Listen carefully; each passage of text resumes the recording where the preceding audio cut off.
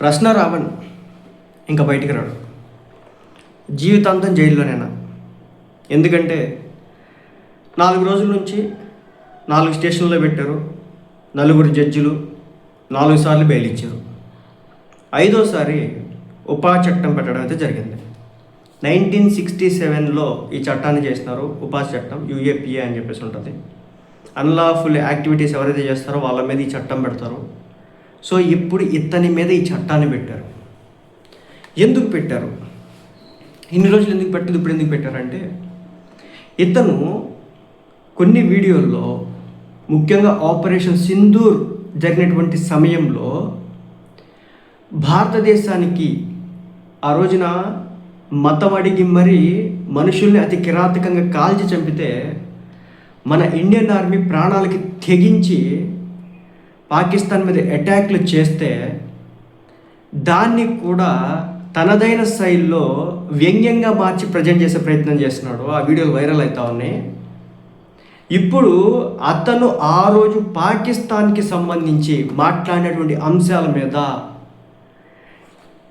Terrorist activities ఎవరైతే చేస్తారో, ఉగ్రవాదానికి సంబంధించినటువంటి యాక్టివిటీస్ ఎవరైతే చేస్తారో వాళ్ళ మీద పెట్టేటటువంటి చట్టాన్ని ఇతని మీద పెట్టడం అయితే జరిగింది. సో మనందరికీ తెలిసిందే, నిన్న ఇవాళ గన్నవరంకి సంబంధించినటువంటి పోలీసులు అతను అదుపులోకి తీసుకున్నారు. కేసు నెంబర్ కూడా చెప్తాను, 188/2026.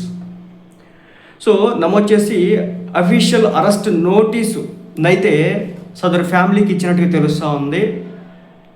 దీనిలో భాగంగా ఈ ప్రశ్న అలియాస్ రావణ్, మీకు తెలుసా ఇతని పేరు వచ్చేసి జోసెఫ్ కదా. 2023వ సంవత్సరంలో తన పేరుని ముద్రగడ పద్మనాభం గారు ఏ విధంగానైతే తన ముద్రగడ పద్మనాభ రెడ్డి అని చెప్పేసి మార్చుకున్నారు. పవన్ కళ్యాణ్ని నేను ఓడిస్తాను, ఓడించకపోయిన పక్షంలో నేను నా పేరుని చేంజ్ చేసుకుంటాను, మార్చుకుంటానని చెప్పి సవాళ్ళు విసిరినటువంటి ఆయన ఓడిపోయిన తర్వాత ఆయనకు సంబంధించిన పార్టీ గెలవని పక్షంలో ఆయన పేరు మార్చుకున్నాడు. ఎలాగంటే గెజెట్ ద్వారా. అలాగే ఈ జోసెఫ్ అనేటటువంటి వ్యక్తి గెజెట్ ద్వారా తన యొక్క పేరుని బచ్చల కూరపాటి, దాని తర్వాత రావణ్ అని చెప్పేసి పేరు మార్చుకోవడం జరిగింది. రావణ్ అని పేరు పెట్టుకోవద్దా అని చెప్పేసి అడగొచ్చు కూడా. హిందూ ధర్మంలో ఆచరించేటటువంటి ఏ వ్యక్తి కూడా రావణాసుడి యొక్క పేరు పెట్టుకోరు. రావణాసురుడు గొప్ప వ్యక్తే, అత్యద్భుతమైన శివభక్తుడు. కానీ పరస్త్రీ మీద ఒక్క చిన్న వ్యామోహం ఏదైతే ఉందో తన రాజ్యం మొత్తాన్ని కూడా కూల్చేసినటువంటి పరిస్థితి. మంచి చదవరి, దైవభక్తి కలిగినోడు, అలాంటి పర్సన్ రావణాసురుడు.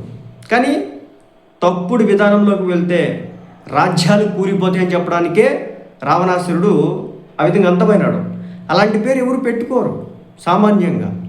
అలాంటిది ఈ రావణ్ అనే ఒక పేరుని ఏరి కోరి మరి ఇతను రావణాసురుడిని నమ్మడు, రాముడిని నమ్మడు, హిందూ ధర్మాన్ని నమ్మడు. సో అదేమంటే నేను ఏథీస్ట్ని అంటాడు, నేను దేవుళ్ళనే నమ్మని అంటాడు. కానీ ఈ హిందూ ధర్మంలో ఉన్నటువంటి ఎవరైతే రావణాసురుడు ఉన్నాడో ఆయన పేరు మాత్రం పెట్టుకుంటాడు రావణ అని. సో రిలీజియస్ పరంగా కూడా కామెంట్స్ పాస్ చేస్తూ ఉంటాడు.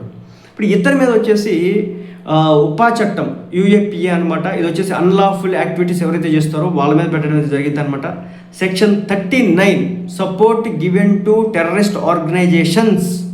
సో ఆనాడు తను మాట్లాడిన మాటలకి సంబంధించి ఏవైతే ఉన్నాయో అవి టెర్రరిస్ట్ ఆర్గనైజేషన్స్కి సపోర్ట్గా ఉన్నాయని చెప్పేసి సెక్షన్ 39 కూడా పెట్టి అత్యంత కఠినమైన దేశద్రోహ కేసులు అయితే నమోదు చేశారట.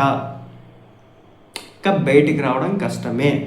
నెక్స్ట్ వీటితో పాటు భారతీయ న్యాయ సంహిత BNSలోని సెక్షన్ 147, 148, 152, 192, 197 దానిలోని సెక్షన్ D, అలాగే 353(1) దానిలో B వీటి కింద కేసులు పెట్టి నక్కపల్లి టోల్ ప్లాజా వద్ద పోలీసులు అధికారికంగా ఇతను అరెస్ట్ చేశారు.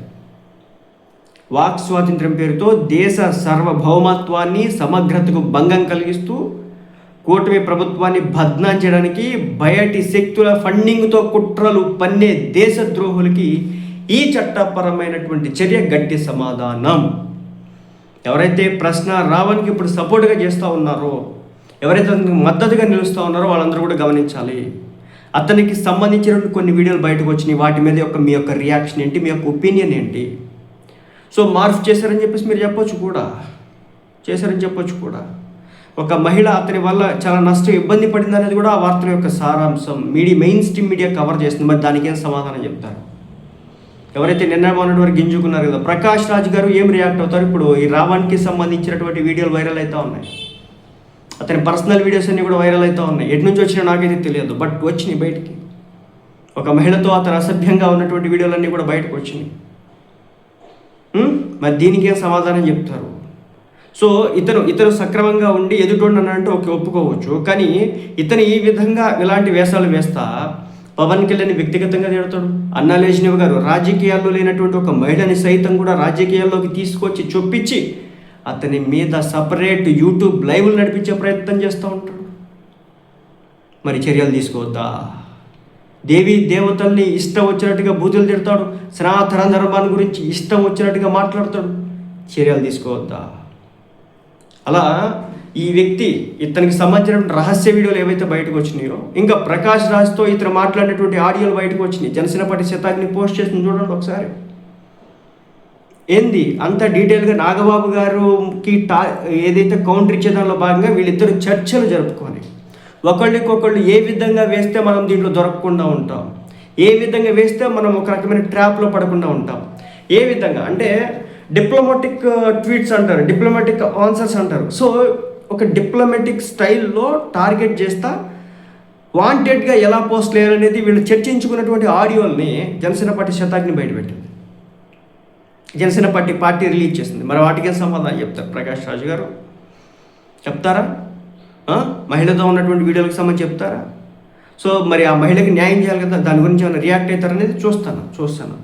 ఇక మహిళల రహస్య వీడియోలతో లైంగికంగా వేధించడం, ఒకరిని ఆత్మహత్య దాకా వెళ్ళి నెట్టేయడం వైపు, స్వేచ్ఛ ముసుగులో దేశ భద్రతకి ముప్పుగా మారడం, ఇంకోవైపు ఇలాంటి అలవాటు పడినటువంటి నేరస్తుల్ని హ్యాబిచువల్ ఆఫెండర్గా ఉద్దేశించి అణచడానికి ఉపా చట్టాన్ని ప్రయోగించడం 100% సమర్థనీయం అని చెప్పేసి కొంతమంది ట్వీట్లు చేస్తూ ఉన్నారనమాట.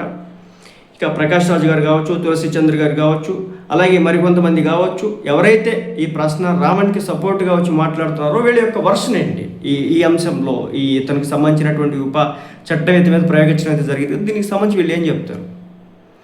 నిన్న మొన్నటి వరకు పోలీసులు ఒక కేసు పెడుతున్నారు, తీసుకెళ్తున్నారు, ఆయన్ని జడ్జి గారు వ్యక్తిగత పూచీకత్తు ఒక 20,000 అంట ఇచ్చేసి బెయిల్ ఇస్తూ ఉన్నారు. ఓకే, బయటకు వస్తూ ఉన్నాడు. కానీ ఈరోజు పెట్టినటువంటి చట్టం అయితే చిన్న చితక చట్టం అయితే కాదు. రిలీజియస్ హార్మనీ అనే దాన్ని దెబ్బతీయడానికి ఇతను మాట్లాడిన మాటలకు సంబంధించి కూడా కేసులు పెడతారు. చెప్తే ఆశ్చర్యపోతారు. కత్తి మహేష్ శ్రీరాముని మీద ఇష్టం వచ్చినట్టుగా మాట్లాడితే 6 నెలల పాటు తెలంగాణ బహిష్కరణ గురయ్యాడు. 6 నెలల పాటు ఆ రాష్ట్రంలోకి ఇంక ఎంట్రీ అవ్వడానికి వీలు లేదు. 6 నెలల పాటు అలా జరిగింది. ఎందుకు జరిగింది? మరి ఈ రోజున ఇతను మాట్లాడినటువంటి హిందూ ధర్మానికి సంబంధించి ఇతను మాట్లాడిన దానికి మరి ఏం చెప్తారు? మరి ఇతని మీద ఎలాంటి శిక్షలు వేస్తారనే చూడాలి. ఇతని మీద కేవలం ఆపరేషన్ సింధూర్ టైంలో జరిగినటువంటి ఏదైతే అది ఉందో వాటి మీద యూపా చట్టాన్ని ఉపయోగించినట్టు తెలుస్తుంది. దేశ సమగ్రతకి నష్టాన్ని కలిగించే విధంగా అతను వీడియోలో ప్రజెంట్ చేశాడు అనేది. ఇదైతే నార్మల్ చట్టం ఇది కాదు, చాలా పెద్ద చట్టం. బయటికి వెళ్తే చాలా బయటికి రావడం చాలా కష్టం అనమాట. చాలా గట్టిగానే ఫిక్స్ చేసినారు అనమాట. సో దీనికి సంబంధించి నోటీసులు కూడా సర్వ్ అయినాయి అనమాట. వాళ్ళ వైఫ్కి ఇచ్చినారు. ఎవరైతే ప్రశ్న రావణ్ ఉన్నాడో సో అతనికి సంబంధించినటువంటి ఫ్యామిలీ మెంబర్స్కి అయితే ఇవ్వడం అయితే జరిగింది. సో దీంట్లో ఏం చెప్తున్నారో కూడా చెప్తున్నానండి. ప్రశ్న రావణ్ ఉదయం అరెస్ట్ చేసినటువంటి గన్నవరం పోలీసులు తాజాగా రావణ్పై ఉపాధి కేసు నమోదు చేశారు. నేను రావణ్ గన్నవరం పిఎస్లో ఫిర్యాదు చేసినటువంటి జనసేన నేత గరికపాటి శివశంకర్ వెంటనే ఎఫ్ఐఆర్ నమోదు చేశారనేది. సో కేసు పెట్టిన వాళ్ళ గురించి ఇక కేసులో ఉంది. ముద్దాయిని అరెస్ట్ చేసి ఎక్యూజ్డ్ అరెస్ట్ ఇన్ఫర్మేషన్ పర్టికులర్స్ అని చెప్పేసి ఏదైతే ఇది ఉంటుందో ఇతన్ని కుటుంబ సభ్యుల చెప్పాలి, ఇన్ఫర్మేషన్ ఇవ్వాలి అరెస్ట్ చేస్తామని. సో ముద్దాయిని అరెస్ట్ చేసి ముద్దాయిని ఏ కేసులో ఎందుకు అరెస్ట్ చేసింది తెలుపుచూ ముద్దాయి బంధువులకు ముద్దాయి తరపున వారికి ఇచ్చినటువంటి సమాచారపు వివరం అని చెప్పేసి ఒక నోట్ రిలీజ్ అయింది. ఎందుకంటే పోలీస్ స్టేషన్కి సంబంధించినటువంటి అధికారి దీని ఇవ్వడం అయితే జరిగింది అనమాట. డివిజనల్ పోలీస్ ఆఫీసరు గన్నవరంకి సంబంధించి. ఇందు మూలంగా తెలియజేయండి ఏమనగా బచ్చలకూరి జోసెఫ్ రావణ్, తండ్రి పేరు చిన్న డానియల్, వయస్సు 37 సంవత్సరాలు, address flat number so and so, Ameenpur Hyderabad Telangana రాష్ట్రం అను వారికి Gannavaram police station crime number 188/2026.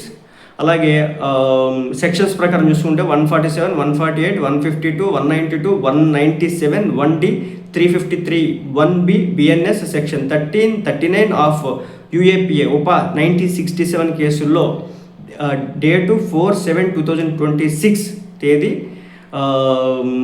7 గంటలకు వేంపాడు టోల్ ప్లాజా దగ్గర నక్కపల్లి అనకాపల్లి జిల్లాలో అరెస్ట్ చేయడం అయింది. వారి రక్త బంధువులు అయినటువంటి బచ్చలకూరి అనూష మీకు ఫోన్ ద్వారా అరెస్ట్ సమాచారం తెలియజేయడమైనది. అరెస్ట్ సమాచారం ఇచ్చిన వారి వివరాలు చూసుకుంటే ఎవరికైతే ఇచ్చారో సమాచారాన్ని బచ్చలకూరి అనూష, భర్త పేరు జోసఫ్ ఇలియాస్ రావణ్, వయసు 36 సంవత్సరాలు, అడ్రస్ సో. సో అయ్యా బచ్చలకూరి జోసెఫ్ రావణ్ గారి అరెస్ట్ సమాచారం నాకు తెలియపరిచినారు, చదివి వినిపించినారు. అరెస్ట్ ఎందుకు చేయుచున్నది తెలిపి అరెస్ట్ సమాచారం కాపీని ఇచ్చినారు, కావున ముట్టిందని చెప్పేసి ఈ నోటి యొక్క ఉద్దేశం అనమాట. మొత్తానికి వచ్చేసి ఇది సంగతి. మళ్ళీ చెప్తున్నా, ఇదిగోండి కుంభమేళాలో దేవుడు చచ్చాడా, హిందూ మతం దుర్మార్గమైనది, ఉగ్రవాదులకు మానవ హక్కులు ఉండవా అని చెప్పేసి ఇతను పెట్టినటువంటి వీడియోలకు సంబంధించినటువంటి ఫోటోలన్నీ కూడా వైరల్ అవుతున్నటువంటి పరిస్థితి. సో ఇప్పుడు దీనికి సంబంధించి ప్రకాష్ రాజ్ గారు కావచ్చు, తులసి చంద్ గారు కావచ్చు ఏ విధంగా రియాక్ట్ అవుతారో చూడాలి. ఇంకా సోకాల్డ్ కొంతమంది జర్నలిస్ట్ ఉన్నారు, వాళ్ళంతా కూడా